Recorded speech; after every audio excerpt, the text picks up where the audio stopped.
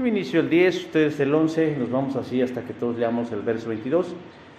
Y dice así la palabra del Señor, dice: había entonces en Damasco un discípulo llamado Ananías, a quien el Señor dijo en visión: Ananías. Y él respondió: heme aquí, Señor. Y el Señor le dijo: levántate y ve a la calle que se llama Derecha, y busca en casa de Judas a uno llamado Saulo de Tarso, porque aquí él ora. Y ha visto en visión a un varón llamado Ananías, que entra y le pone las manos encima para que recobre la vista. Entonces Ananías respondió: Señor, he oído mucho acerca de este hombre, cuánto milagros ha hecho a los santos en Jerusalén. Y aún he aquí tiene autoridad de los principales sacerdotes para prender a todos los que invocan tu nombre. El Señor le dijo: ve, porque instrumento escogido me es este, para llevar mi nombre en presencia de los gentiles y de los reyes y de los hijos de Israel. Porque yo le mostraré cuánto le es necesario padecer por mi nombre. Fue entonces Ananías y entró en la casa, y poniendo sobre él las manos dijo: hermano Saulo, el Señor Jesús, que se te apareció en el camino por Jerusalén, me ha enviado para que recibas la vista y sea lleno del Espíritu Santo. Y al momento le cayeron de los ojos como escamas, y recibió al instante la vista, y levantándose fue bautizado. Y habiendo tomado alimento, recobró fuerzas, y estuvo Saulo por algunos días con los discípulos que estaban en Damasco. Enseguida predicaba a Cristo en las sinagogas, diciendo que éste era el Hijo de Dios.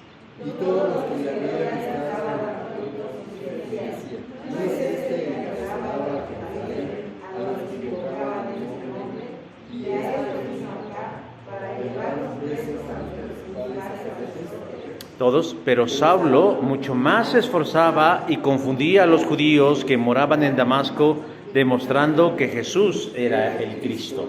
Amén. Tomen sus lugares, mis hermanos.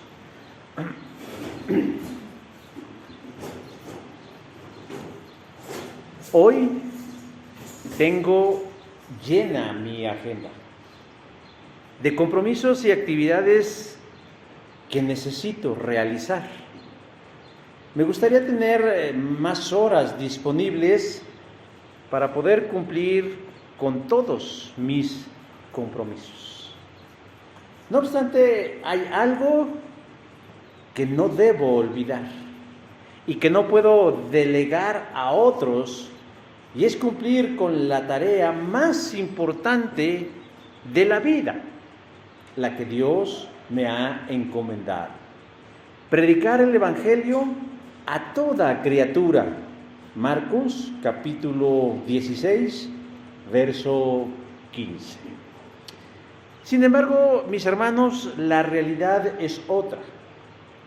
Barna Group es una empresa cristiana en los Estados Unidos que se encarga de investigar y medir esas cosas referentes a la misión de la iglesia cristiana en ese país. Pero sus resultados o estimaciones son aplicables a cualquier otro país donde hay una iglesia cristiana.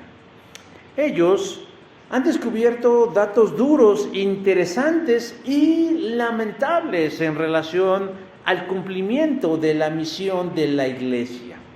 Por ejemplo, mientras el 85% de los pastores están convencidos que la misión de la iglesia es predicar el Evangelio a todas las personas, el 76% de los miembros de esas iglesias no creen que sea así. Es decir, el pastor, en su gran mayoría de las iglesias investigadas, dicen: la misión principal de la iglesia es predicar el Evangelio. Pero el 76% de los miembros de esas iglesias dicen: no, no es así, no es así. Y todavía aún más, el 51% está convencido que esa tarea es únicamente para pastores y misioneros profesionales. Mientras que el 25% restante dicen: ese no es un mandamiento para todos, únicamente para quienes tienen el don de evangelismo. Pero hay más datos que nos abruman.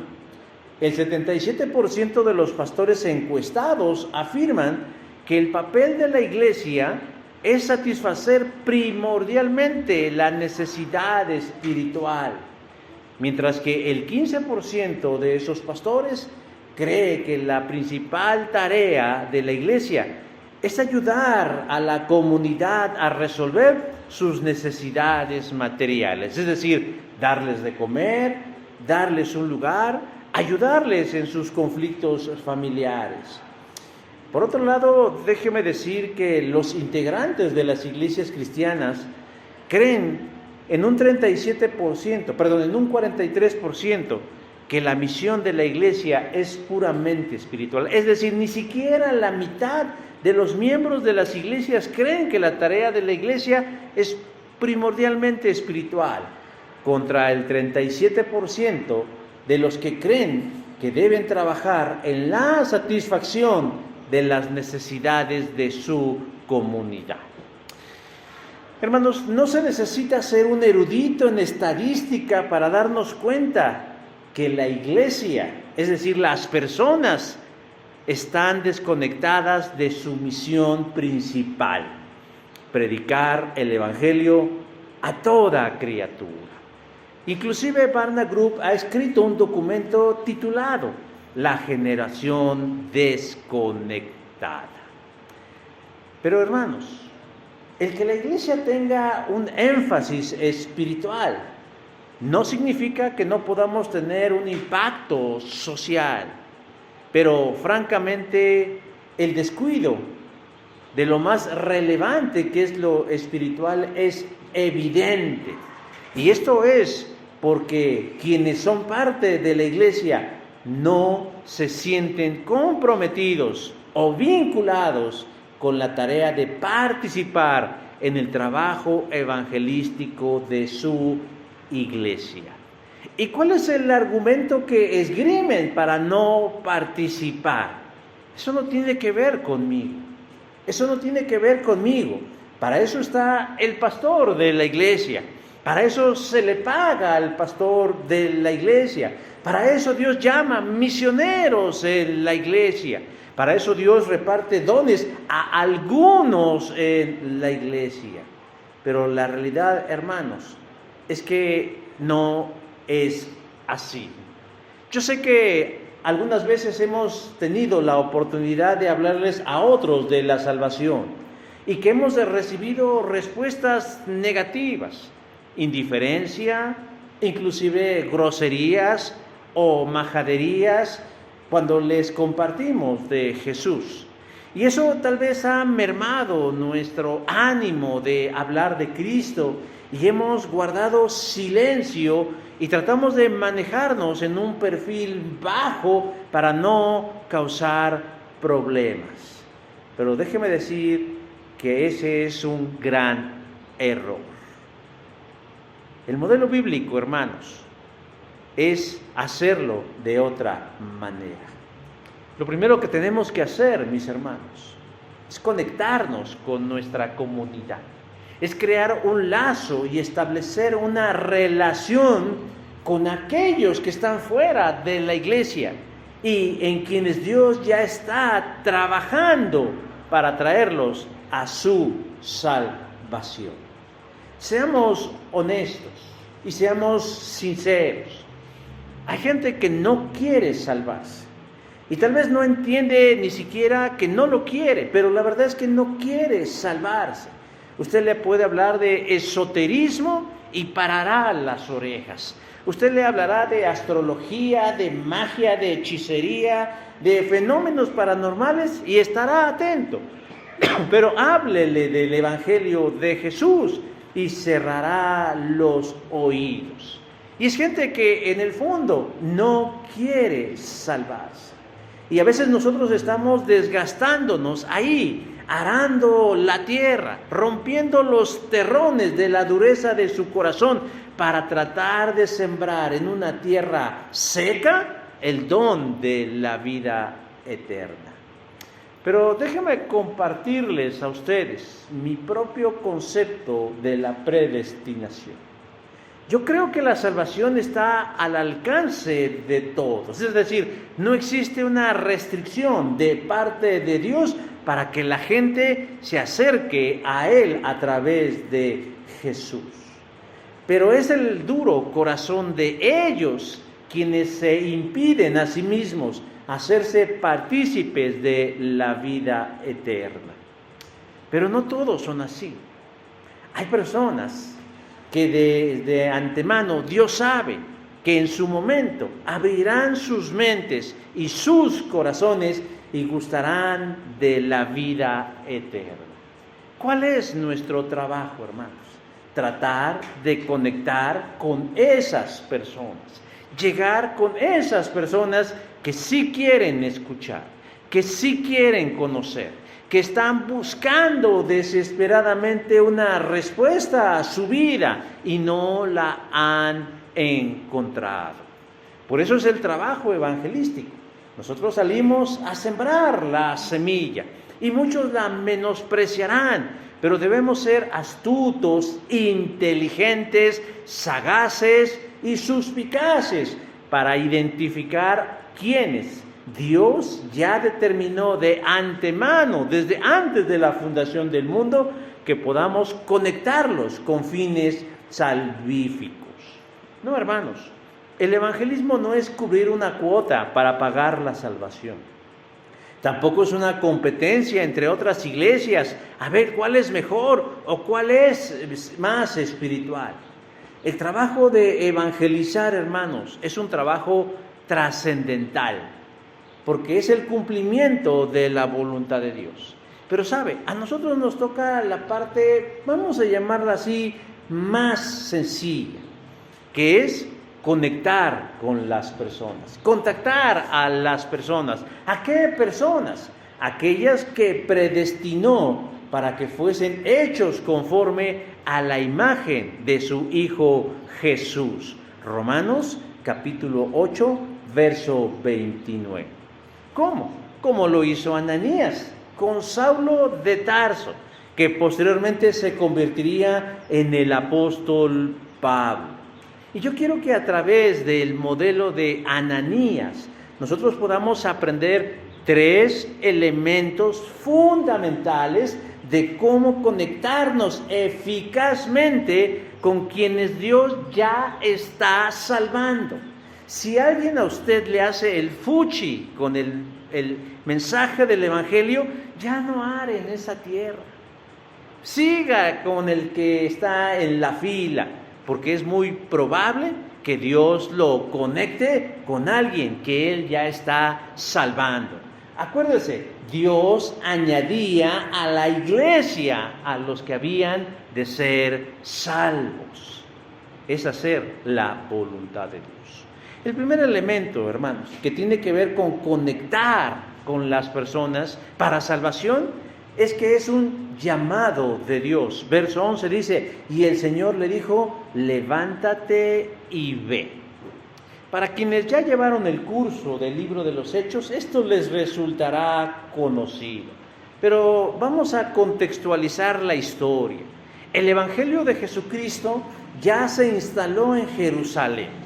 Ya muchos se han salvado y se van añadiendo por obra y gracia del Espíritu de Dios a la primera iglesia cristiana del mundo en Jerusalén. Solo que esa primera iglesia cristiana está compuesta en su mayoría, por no decir en su totalidad, por judíos convertidos. Es decir, gente del judaísmo que se convirtió a la fe a Jesucristo. Y los líderes y la congregación están muy a gusto con esa realidad, porque ellos creen que así debe de ser, porque malentienden las palabras del Maestro Jesús cuando dijo, la salvación viene de los judíos, Juan 4:22. Pero una cosa es que la salvación venga de los judíos, y otra muy distinta que la salvación se quede con los judíos. Ellos pensaban que solo ellos iban a ser salvos. Ellos estaban contentos y muy a gusto en esa tertulia espiritual diciendo, pues nada más nosotros somos los salvados. Pero la verdad es que Dios desde el principio ha querido alcanzar con su salvación más allá del pueblo judío. Por eso, Él permite que la iglesia sea dispersada a través de la muerte de su siervo Esteban. Hechos, capítulo número 7. A raíz de la muerte de Esteban, se inicia una feroz persecución en contra de los cristianos, quienes todavía no eran llamados así. Saulo de Tarso se arrobó el derecho y la misión de ser el defensor de la fe judía y se enroló en esta tarea de acabar con el movimiento hereje y blasfemo de Jesús de Nazaret. Se convirtió en el perseguidor de la iglesia, pero no únicamente en Jerusalén, sino que él quería expandir sus fronteras, ir a todo lugar en donde un cristiano judío convertido predicara el evangelio, porque él quería evitar que contaminara con sus enseñanzas a sus hermanos judíos. Saulo pide y obtiene permiso de las autoridades religiosas para poder capturar y llevar prisioneros a Jerusalén a los cristianos convertidos en Jerusalén. Versos 1 y 2 del capítulo 2. Pero ya todos sabemos la historia de Saulo. Dios frustra su plan y yendo rumbo a Damasco, Saulo tiene un encuentro sobrenatural con Cristo. Una luz cegadora lo hace caer al suelo y lo pone en vulnerabilidad a reflexionar sobre sus caminos.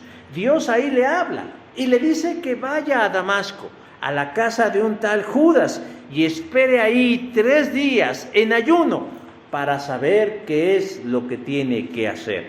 Versos del 3 al 9 del capítulo 9 del libro de los Hechos. Muchos creen que Saulo nació espiritualmente en ese camino a Damasco, pero no es así, lo veremos más adelante.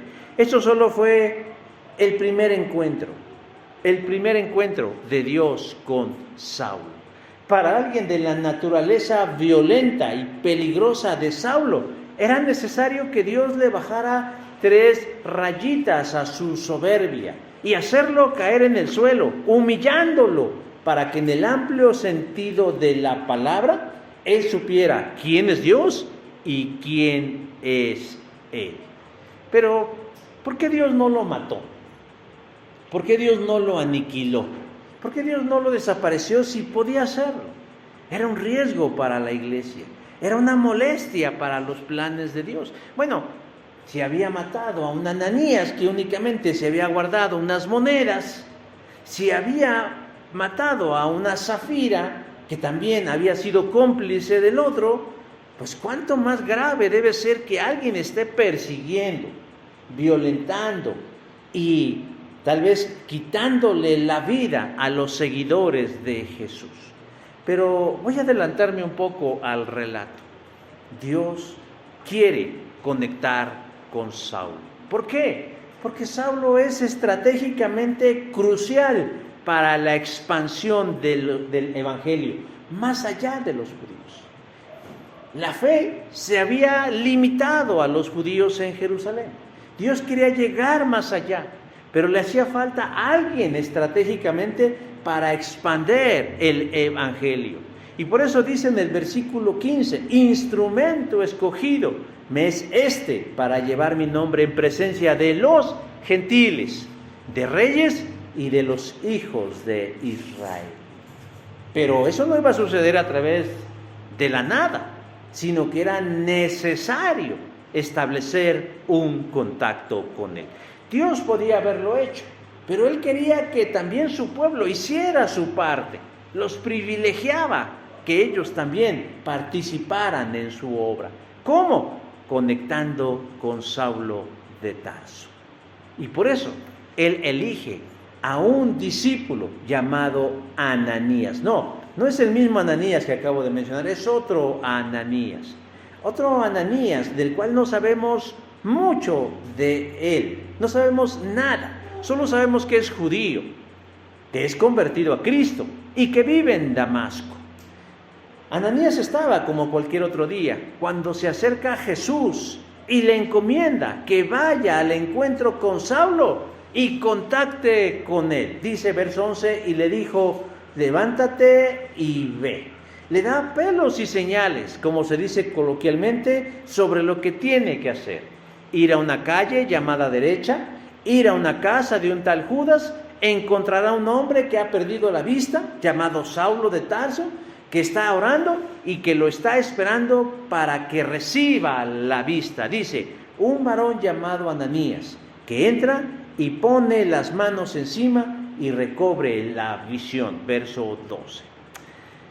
Imagínese usted que de pronto Dios se acerca y le dice, tienes que compartirle a tal persona, que se encuentra en tal lugar.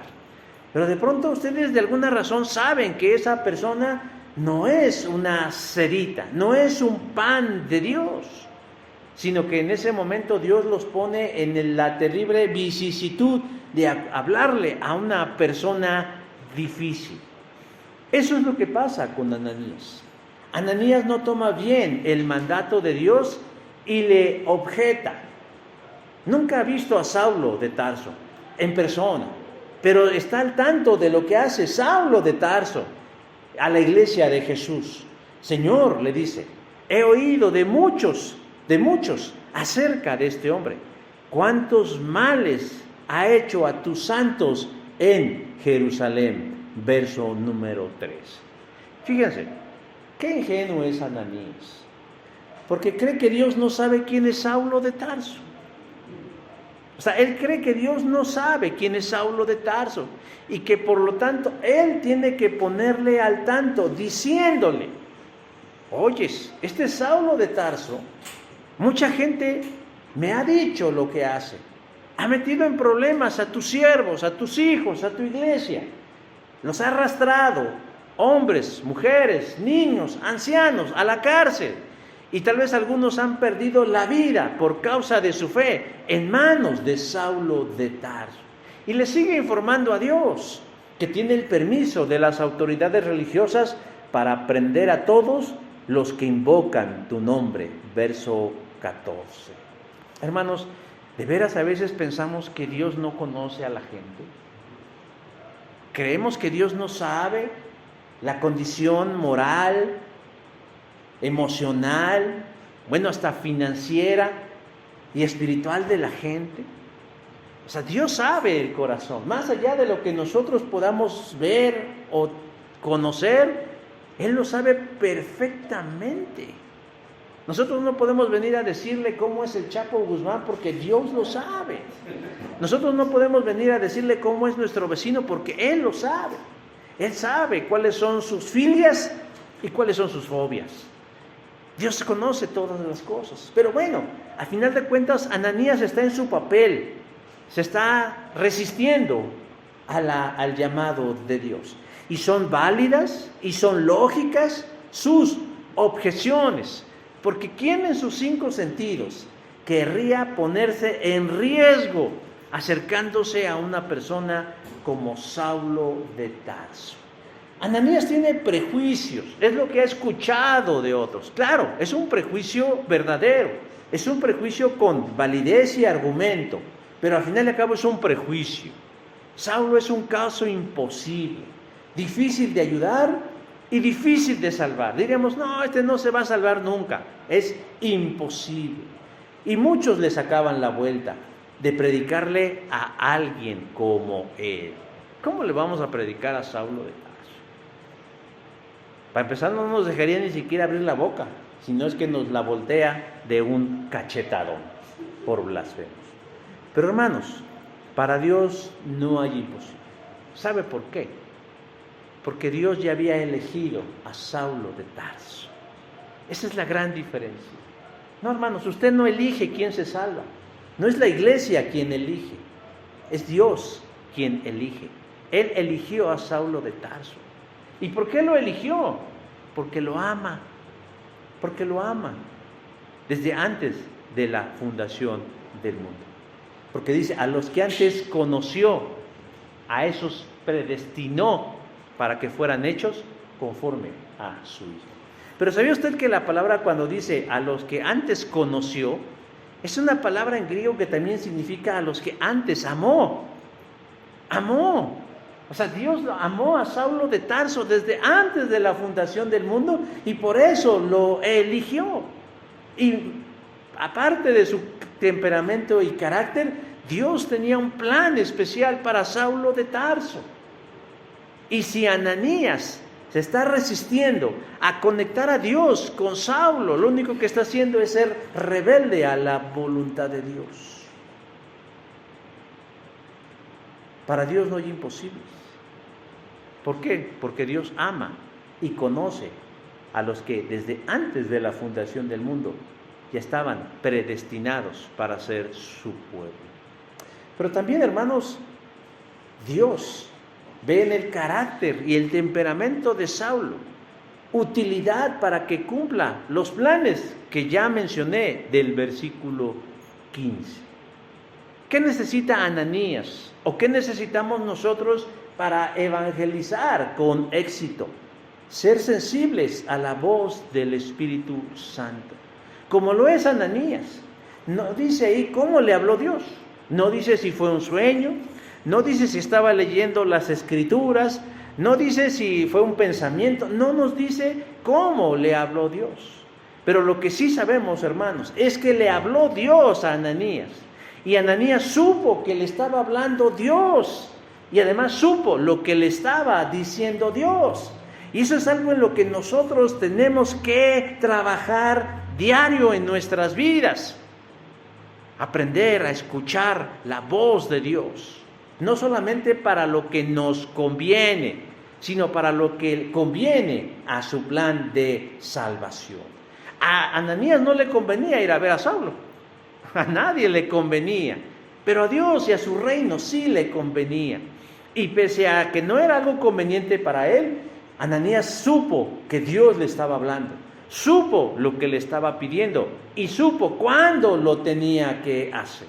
¿Qué hay que hacer, hermanos? Agudizar el oído de la fe y dejarnos guiar por él para entrar en contacto con aquellas personas con quienes Jesús ya tiene establecido un plan de salvación. A mí a veces me preocupa conocer personas, me preocupa, ya no quiero conocer personas. ¿Por qué? Porque cada vez que conozco a una persona, me pregunto, ¿qué quiere Dios que yo haga con esa persona? Y es una responsabilidad con la que tenemos que vivir hasta que la cumplamos. Él nos manda a hacerlo, hermanos, haciendo de lado cualquier objeción que podamos presentar. Es que no me va a hacer caso, es que no soy de su mismo estilo, es que yo no sé hablar, es que yo no sé qué decir. Hermanos, no encuadremos a Dios en un método, simplemente tenemos que estar dispuestos cuando Dios nos diga, háblale a esa persona. Yo le voy a decir algo, que los mejores resultados en el evangelismo se dan cuando le hablamos a la gente que más conocemos. Todos conocemos por lo menos un no creyente y lo tenemos cerca. Puede ser un familiar, puede ser un amigo, un compañero, un conocido de trabajo. Claro, también nos va a llevar a hablarle a algún desconocido, pero a lo que yo voy es esa sensibilidad de decir, háblale, porque hoy yo tengo para él o para ella un plan de salvación. No se trata simplemente de salir a aventar, hermanos, la semilla, sino de cumplir la voluntad de Dios. ¿Cómo? Conectando con aquellos a quienes Dios nos está mandando, ordenando, indicando que lo hagamos, como lo hizo Ananías con Saulo. La segunda cosa que el pasaje nos dice a este respecto, en relación de conectar, no solamente es conectar porque es un llamado o una orden de Dios, sino porque cumple un propósito. Verso 15, instrumento escogido me es este, para llevar mi nombre en presencia de los gentiles, de reyes y de los hijos de Israel. Bueno, una vez vencida la objeción de Ananías, y no de muy buena gana tal vez, se dirige a la calle llamada Derecha en Damasco, específicamente a la casa de Judas, donde Saulo lo está esperando, verso 11. Pero ¿Cómo Dios pudo convencer a Ananías de conectar con Saulo? Bueno, ya lo dije, mostrándole todo lo que él iba a hacer a través de Saulo. Llevar mi nombre en presencia de gentiles. ¿Quiénes son los gentiles, hermanos? Todos los que no son judíos. Gentiles, de reyes, o sea, gente encumbrada, y de los hijos de Israel. O sea, realmente el ministerio de Saulo iba a ser muy amplio. Ananías conoce la misión de Saulo, y curiosamente Saulo no conoce la misión a la que Dios ya lo está asignando. No tiene ni idea de lo que Dios va a hacer con su vida. Y a veces nosotros tampoco tenemos idea de lo que Dios va a hacer en la vida de aquellos a quienes les vamos a hablar de Jesús. A veces únicamente pensamos que les vamos a dar un plan de salvación o un folleto o una información y ya se salvaron y se van a ir al cielo cuando mueran y ya se acabó la historia. Creemos que eso es todo lo que la gente tiene que aspirar en esta vida, que es cruel y cachetona. Decimos, no, ya se salvó. Ya tiene su boleto al cielo y lo demás ya es lo de menos. Pero hermanos, no es así. Dios tiene propósitos más elevados de los que pudiéramos imaginar. Tal vez porque nuestra vida es así, tal vez porque nosotros solamente nos hemos salvado y ya no hacemos nada más. Pero Dios no nos llama únicamente, hermanos, para salvarnos y que nos vengamos a sentar en una silla, en una banca y a escuchar eternamente predicaciones acerca de Él. Ese no es el propósito de Dios. Esa no es la finalidad de Dios. Este solamente es una estación, es una parada en el camino. La reunión dominical, hermanos, no es la finalidad, aunque muchas iglesias creen o creemos que es el propósito final, que vayan a la iglesia, que escuchen predicaciones, que canten, que hagamos ministerios y que la pasemos bien a gustos. No, hermano, eso solamente es una parada. Dios tiene un plan extraordinario, hermano, de alcance mundial y de dimensiones sobrenaturales. ¿Cuál es el plan de Dios para Saulo? Bueno, déjeme precisar algo. Dios no crea un plan para nosotros. A veces le decimos, Dios tiene un plan para tu vida, ¿no? Así le decimos a la gente cuando tenemos la oportunidad de hablar, Dios tiene un plan para tu vida, y desde ahí partimos del error. Dios no tiene un plan para tu vida. Dios no está pensando, le voy a idear un plan a fulanito para que sea feliz. Esta es la predicación que ha engañado, hermanos, a la gente en el mundo y llega a la iglesia con una expectativa equivocada. Expresiones como, Dios te va a ayudar a alcanzar tus sueños. Es que yo quería ser cantante ahí de La Voz México y ahí yo me tocó ver alguna vez, me decía, es que yo estoy alcanzando mi sueño y Dios está conmigo. ¿De veras que ustedes creen que el Dios del universo, el creador de todas las cosas, el sustentador de la vida, el que es el alfa y la omega, iba a mover todo su engranaje universal y mundial y de todo para que una persona gane un pichurriento concurso de música y se pierda en el camino? ¿Ustedes creen que ese mismo Dios va a mover todo para que alguien gane una medalla en una competencia o un título universitario o obtengan un trabajo? ¿Se dan cuenta cómo hemos modificado la atención y colocamos al hombre en el centro y decimos, todo está girando alrededor de nosotros? Inclusive Dios tiene un plan para mi vida y desde ahí estamos mal. Dios no tiene un plan para nuestras vidas. Dios tiene un plan y Él ajusta nuestras vidas para que quepa en ese plan. Somos nosotros los que debemos hacer los cambios en nuestra vida y olvidar inclusive nuestros sueños y nuestros anhelos y nuestra capacidad de realización por cumplir el plan de Dios. Ahora déjeme decir que renunciar a esos sueños y renunciar a esas metas y esos anhelos, cuando experimentamos la realización en la voluntad de Dios, dice Pablo, son tenidos por basura. Por basura. Pero Dios tiene un plan y Dios quiere incluir a Saulo. La iglesia de Jerusalén, decía yo, ya se había acomodado en un status quo, es decir, ya estamos a gusto aquí. Ellos se creían que era una rama del judaísmo, una rama de renovación del judaísmo, y que su misión consistía en convencer al resto de los judíos a unirse a este movimiento de renovación mesiánica. Pero no, eso no era. Dios quería llegar a todas las personas. Dios quería llegar a los gentiles. Dios quería llegar a los gentiles. No mucho tiempo había pasado desde que Jesús se fue a los cielos. Pero ya a los discípulos se les había olvidado las palabras de Cristo. Id por todo el mundo y predicar el evangelio a toda criatura. ¿Qué parte de todo el mundo y qué parte de toda criatura no entendieron los judíos? Porque en ninguna parte dijo, vayan por todo el mundo y pésquense a los judíos para que sean salvos. En ninguna parte, hermanos. Pero ellos adolecían de dos problemas que nos los han transferido a nosotros también al día de hoy. Una se llama etnocentrismo y la otra se llama egocentrismo. ¿Qué significa? ¿Qué significa el etnocentrismo? Etno quiere decir pueblo o nación. Ellos creían que los judíos eran la neta del planeta y que Dios les debía algo así como un montón de cosas por haberlos elegido como parte de su pueblo. No había otro como ellos. Es más, al día de hoy, si usted tiene la oportunidad, la mala oportunidad de encontrarse con un judío, usted se va a dar cuenta que se siente hecho a mano, tallado por la misma mano de Dios. Así se sienten los judíos. Ahora imagínense, a más de 2000 años, ¿cómo estarían los judíos del principio del siglo? ¿Cómo se sentían ellos?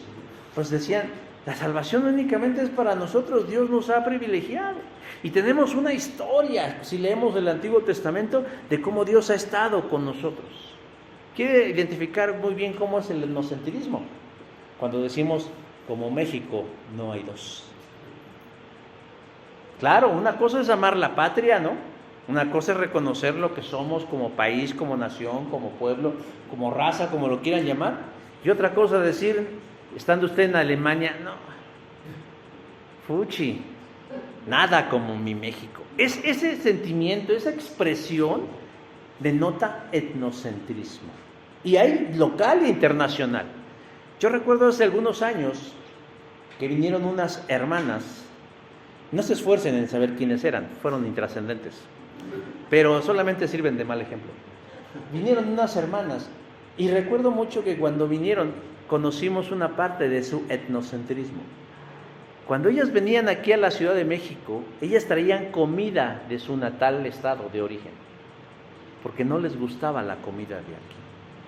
No les gustaba, yo no sé si las gallinas de allá el huevo lo pongan cuadrado y aquí, o sea, no sé si allá sea de yema verde, no sé, pero ellas traían, de veras dijera yo, bueno, van a traer algo muy exótico. No, traían el aceite de allá, traían el arroz de allá, traían el frijol, eran la misma marca que podían comprar en la bodeguita Horrera, en el Chedralito, en el pero ellas lo traían, en su idea etnocentrista era, es que a mí no me gusta la comida de aquí. Traían sus verduras de allá, sus vegetales de allá, su carne de allá, traían sus hieleras ahí con su pescadito y sus bistecitos. Yo decía, la verdad es que deje usted lo chocante. Solamente denotaban el menosprecio hacia la gente donde estaban viajando. A lo mejor no era intencional, pero es ofensivo. Cuando uno llega a un lugar distinto, hermanos, a veces uno tiene que aprender, siendo cortés, a comer cosas que uno no comería todos los días y a respetar las conductas y las reglas de otras culturas que no conocemos. Pero los judíos así eran. Y ese etnocentrismo, hermanos, ¿qué hacía? Le cerraba la puerta al evangelio. Porque nadie más iba a ser salvo más nosotros que somos judíos.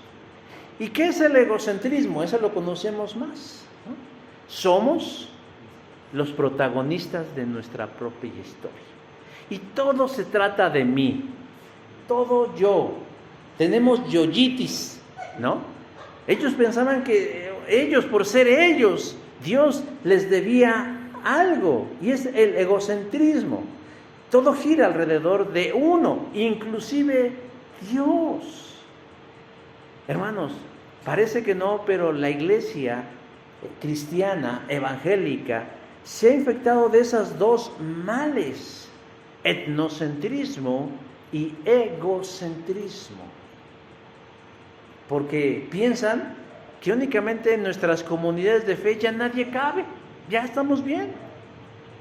Es más, si alguien viene, hasta lo miramos con recelo. ¿Y este qué hace aquí? ¿Por qué vino? Yo no lo conozco, no le hablen. Pero además somos egoístas, porque pensamos que únicamente Dios está para resolverme mis problemas, y no los problemas de los demás. Pero la realidad es otra, distinta, mis hermanos. La realidad es que no se trata de nosotros, todo se trata de Dios. Dios quiere llegar a todas las personas, en todas las naciones, con su evangelio para la salvación.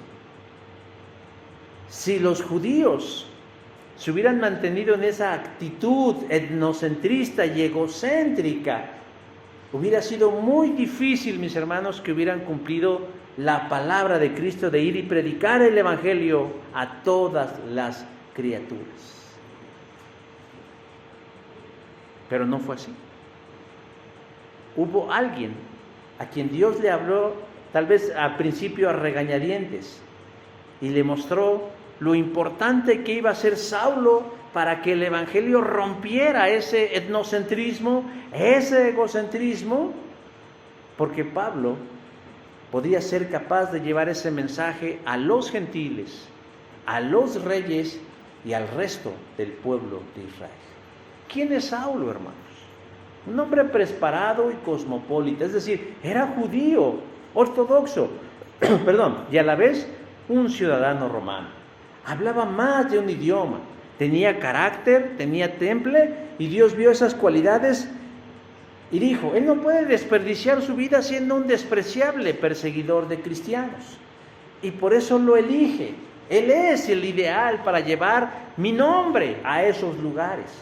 Solamente que había un pequeño, gran problema: Saulo no era creyente, y además era un hueso duro de roer.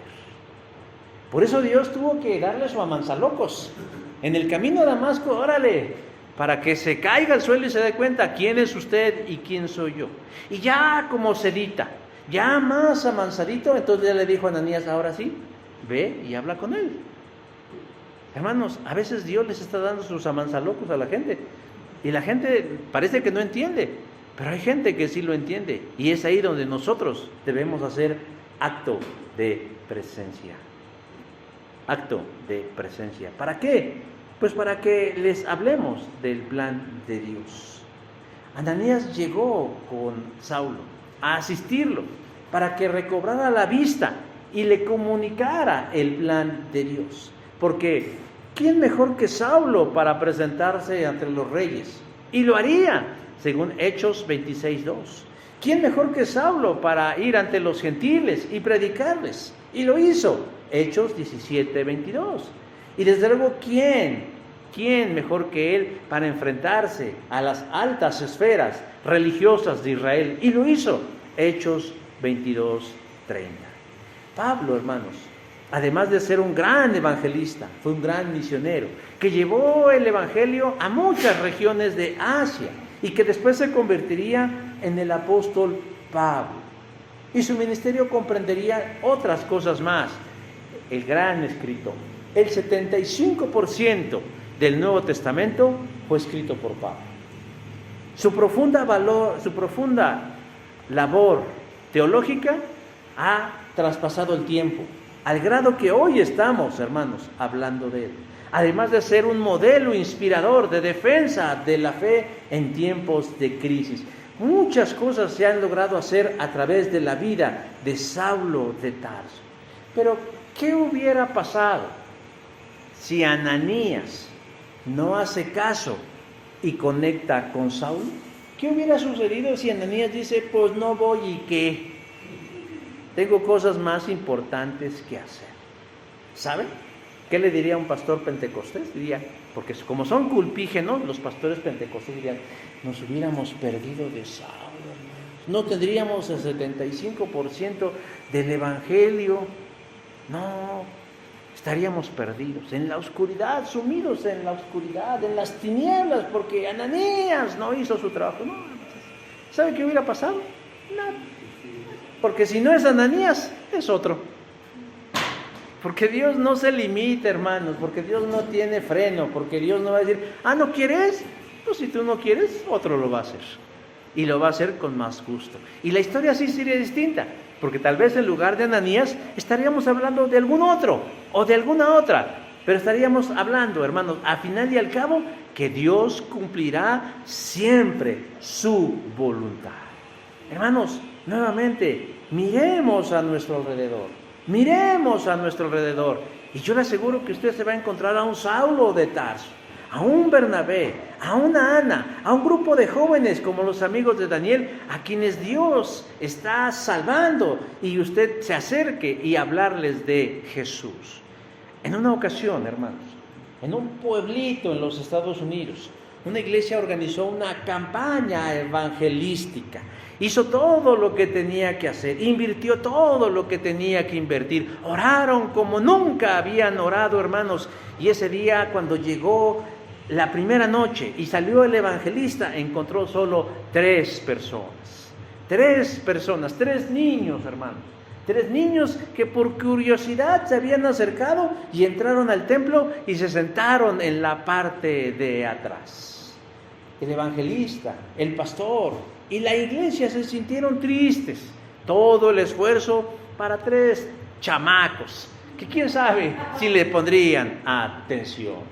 Aún así, el predicador hizo lo propio, cumplió su propósito, hizo la voluntad de Dios y los llamó a salvación. Y los 3 recibieron a Jesús. Pero dirán, pues qué bonita historia. Pero uno de esos niños se llamaba Billy Graham, el más grande evangelista del siglo XX. Una iglesia que se creyó fracasada, pero no sabía que todo ese esfuerzo sirvió para llamar a un hombre que desde su juventud, su edad madura y a los casi 100 años de vida que vivió, él predicó el Evangelio de Jesucristo. ¿Por qué, hermanos, tenemos que conectar? Porque Dios tiene un propósito. Y por último, ¿por qué tenemos que conectar, hermanos, con las personas? Porque produce resultados. Verso 20. Enseguida predicaba a Cristo en las sinagogas. Llegó Ananías a la casa de Judas, vio a Saulo de cerca y poniendo sobre él las manos le dijo, hermano Saulo, verso 17. Es aquí cuando Ananías conecta con Saulo, lo tiene de frente, le parece imposible estar ante aquel hombre quebrantado, haya sido el azote de sus hermanos en la fe. No parece tan fiero, no parece tan atemorizante, no parece que se lo fuera a comer, incluso lo llama hermano. Culturalmente, hermanos, entre los judíos el término hermano era de uso genérico, era común llamarse hermano. Pero en este caso, hermanos, el uso de la palabra tiene una finalidad, un sentido fraterno. Le nació del corazón decirle hermano. ¿Por qué? Porque lo vio vulnerable. Y sin titubear, lo toca y le dice hermano. Y le declara lo que Dios le dijo. El Señor Jesús se te apareció en el camino por donde venías y me ha enviado. Versículo 17. Y es entonces cuando en la mente de Saulo las cosas van tomando sentido. Y dice, caray, hay un detalle interesante en la experiencia de Saulo, porque quienes lo acompañaron testificaban que ellos no vieron nada, que ellos no oyeron nada. Simplemente algo les llamó, que lo vieron caer ahí, lo vieron mal y lo asistieron para llevarlo a Damasco. Yo me imagino que en ese trayecto, cuando él les dijo, vieron la luz, escucharon la voz, sus compañeros dijeron, no vimos nada y no escuchamos nada. Y yo creo que la cabeza de Saulo se volvía como loca, decía, me estoy volviendo loco, estoy escuchando voces. Pero cuando llega Ananías y le declara lo que le declara, él entonces dice, entonces fue verdad. Lo que yo viví hace unos días en el camino de Damasco es verdad.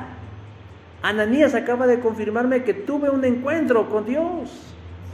Y luego le dice a Ananías, me ha enviado para que recibas la vista y seas lleno del Espíritu Santo. Muchos afirman que la conversión de Saulo de Tarso ocurrió en el camino a Damasco, pero no es así. El nuevo nacimiento de Saulo de Tarso ocurrió bajo la asistencia de Ananías, quien le impuso las manos y le dijo, recibe el Espíritu Santo. Y Ananías recobró la vista, pero no solo la vista en el sentido físico, sino también en el sentido espiritual, porque en su mente se hizo la luz. Recibió el Espíritu de Dios y tanto sus ojos físicos como espirituales fueron abiertos. Creyó para salvación y dio testimonio de fe bautizándose. Verso 18. Hermanos, ¿a qué somos llamados? ¿A que la gente haga una oración de fe recibiendo a Cristo? ¿O a que la gente nazca de nuevo? Desde luego que la segunda es la indicada. Si nosotros solamente queremos que la gente haga una oración recibiendo a Cristo, en eso nosotros tenemos el control, porque nosotros podemos persuadirles, inclusive presionarlos a que lo hagan.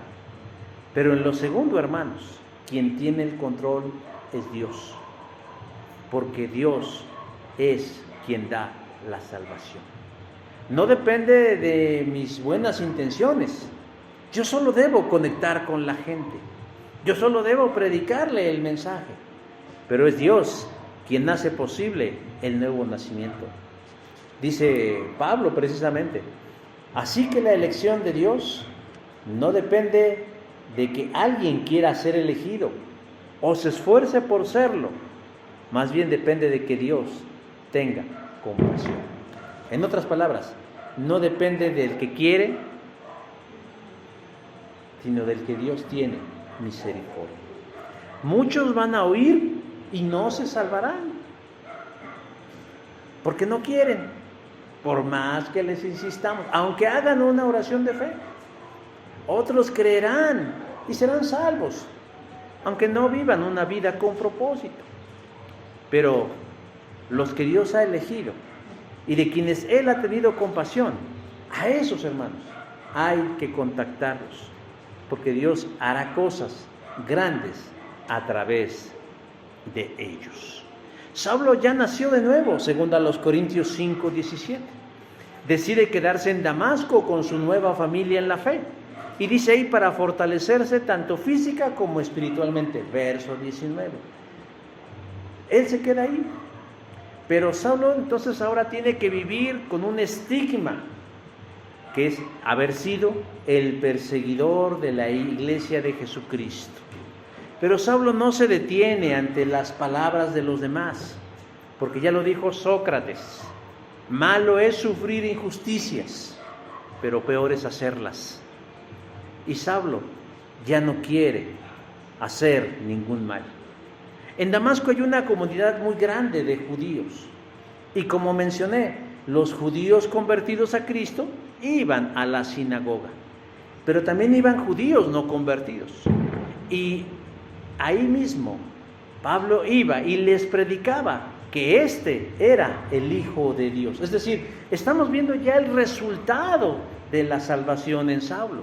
Les predicaba a sus hermanos judíos que este era el Hijo de Dios. ¿Quién mejor que Pablo, que era un experto en el Antiguo Testamento, para poderlos guiar a través de las Escrituras que Cristo era el Mesías y que todas las promesas mesiánicas se cumplían en Jesús? La gente estaba atónita como el Pato Lucas, ¿no? Estaba así, decía, atiza, ¿no? Cáspita. No podían creerlo. Y se preguntaban, porque dice ahí que la gente se preguntaba ahí no se lo ves acá, que la gente de pronto ay, ¿dónde me quedó? Aquí está, Saulo el perseguidor de la iglesia. Es que se me movió mi Biblia. Aquí está. Dice que la gente, dice, ¿no es este el que asolaba en Jerusalén a los que invocaban este nombre y a eso vino acá para llevarlos presos a los principales sacerdotes? O sea, el cambio era evidente. La manifestación de Dios era clara, palpable, visible, tangible. No era un asunto espiritual. No era que Pablo dijera, ahora ya soy cristiano, ahora ya soy cristiano, ahora ya voy a la iglesia, ahora ya cargo mi Biblia. No, Pablo daba evidencia fehaciente, porque dice que les predicaba y les mostraba a través de las Escrituras que Cristo era el Hijo de Dios. No podían creer que fuera el mismo Saulo, pero ¿qué fue o quién fue el que operó tal cambio en la vida de Saulo? Dios fue el que operó ese cambio en la vida de Saulo. Y pese a que la gente aún así lo señalaba, dice verso 22, Saulo mucho más se esforzaba. No la tenía fácil, pero se esforzaba. Aquí la gente a veces nada más, alguien no les hace caso y ya se quieren ir. Ay, no, es que no me saludaron. Ay, no, es que no me invitaron. Ay, es que fueron indiferentes. Pero Saulo dice, se esforzaba. Yo creo que a él le decían peores caras. Dice, oye, ahí viene el perseguidor de la iglesia. Y sin embargo dice, él se esforzaba, dando que evidencia de la vida de Dios en él. Él, a pesar de que su fe era incipiente, él comenzó a servir acorde a los propósitos para los cuales Dios lo había salvado. Verso 22, demostrando que Jesús era el Cristo. Hermanos, a veces estamos sembrando semilla entre piedras y espinas y no hay resultados. Y nos da una visión distorsionada del evangelismo. Todos deben escuchar de Cristo, pero no todos se salvarán. Y no porque uno no quiera, sino porque ellos no quieren. Pero para quienes sí quieren, hermanos, hay que establecer contacto con ellos, mirar alrededor. Es más, estoy casi seguro que están cerca de nosotros. Estamos como la Scotch Brite, friegue con los que no quieren. Y tal vez estamos descuidando a los que sí quieren. No seamos omisos o indolentes al llamado de Dios de conectar con quienes Él ya tiene un plan de salvación eterna. La iglesia está desconectada y vive en su mundo, hermanos. Tiene cultitis y yoyitis. Y es muy probable que se haya cerrado al mundo por la frustración y la impotencia de darse cuenta que sus esfuerzos parecen ser vanos y estériles en un mundo como el de hoy. Porque también yo no sé quién nos vendió la idea de que la gente iba a venir a oleadas. Acuérdense que el camino de la salvación es estrecho, no es amplio, es estrecho. Pero como sea, no hay que desmayar. No hay que desmayar. Dios nos manda a hacer contacto con quienes sí quieren y con quienes Él ya ha preparado para ser sus hijos. Pidámosle discernimiento y sensibilidad espiritual para identificar a los elegidos y conectar con ellos para salvación. Así fue con nosotros, hermanos. Alguien vio algo en nosotros y se acercó a nosotros y nos habló de Jesús. Y por eso estamos aquí. Y quiero terminar con una anécdota que tal vez ya se las he contado en otras ocasiones, pero que hoy se presta para el tema que estamos hablando. Ahora me doy cuenta que Dios siempre me había rodeado de cristianos, pero yo andaba distraído. Recuerdo a uno en particular, un jovencito, un poco mayor que yo. Tal vez yo tendría 15 y es muy probable que él tuviera tal vez 16, 17 o hasta 18 años en ese momento en el que nos encontramos. Por la ruta de donde yo iba a la escuela, tenía que pasar siempre frente a su casa. Y tengo bien claro cómo él, al mirarme pasar, salía corriendo y valientemente me saludaba y entablaba una plática conmigo. Me sonreía, se mostraba amigable. No recuerdo exactamente lo que me decía, pero lo que sí recuerdo es que me hablaba de Jesús. No me acuerdo de su discurso, pero me acuerdo que me hablaba de Jesús. Entiendo que no era mi tiempo, o tal vez esa era la parte del plan que a él le tocaba llevar a cabo. Pero yo algo tengo que reconocer a la luz del tiempo y de la vida. La intencionalidad de él y su obediencia de contactar conmigo para que yo fuera salvo. A lo mejor él solamente hizo algo muy pequeño, pero yo lo recuerdo. Y cuando yo llegue al cielo y lo vea, le voy a decir gracias. Gracias por ser ese pedacito de Ananías en mi vida. ¿A ustedes les gustaría que alguien cuando lleguen al cielo les diga gracias por haber sido el Ananías de mi vida? Porque te atreviste a contactarme, porque fuiste valiente y te acercaste, porque lo hiciste con toda la intención, deliberada intención, de que yo conociera de Jesús. O simplemente quiere llegar a las bodas del Cordero y sentarse discretamente a que le sirvan sus tacos de carnitas y su Coca-Cola. No, ¿verdad? Hermanos, contactemos con las personas que Dios ya tiene preparadas de antemano. Vamos a orar. Señor Dios, te doy gracias en esta hora por tu palabra y por el propósito por el cual tú nos das, Señor, tu palabra. Y que tú quieres que nosotros comprendamos el valor, la importancia, la trascendencia de predicar tu evangelio. No como un proselitismo, no como una tarea muerta, sino como una labor de vida. Te pedimos perdón si a veces somos tan omisos, tan descuidados, tan distraídos, tan egoístas o egocéntricos que solamente pensamos en nosotros mismos, en nuestros problemas, en nuestras tragedias, en nuestras debilidades, en nuestras pérdidas, y dejamos de lado lo más importante. Tú tienes un tiempo muy especial con nosotros, donde tú mitigas todas esas cosas. Nosotros ya tenemos, Dios, ganada la vida, ya tenemos garantizada tu bendición. Pero aún hay muchos, Señor, que están no solo muriendo, sino viviendo como zombies, y de los cuales, Señor, tú tienes también compasión.